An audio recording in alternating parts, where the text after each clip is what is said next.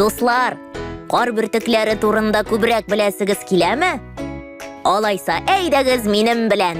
Кар бөртекләрен күктән җиргә кыш бабай чәчә дип уйласагыз, ялгышасыз.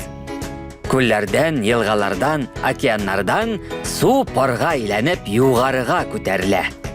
Язын, җәен һәм көзен парлар яңгыр тамчыларына, ә кышын кар бөртекләренә әверелә.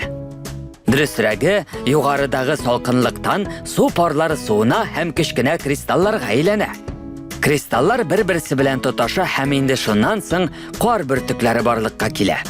Алар болытлар хасыл итә һәм җиңеләеп җиргә ява башлый.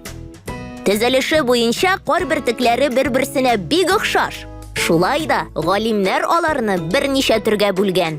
Йолдыз, пластинка, багана, энә, керпе һәм башка кызыклы исемнәр. Шаян галим белән теләсә кайсы сорауга җавап табарбыз.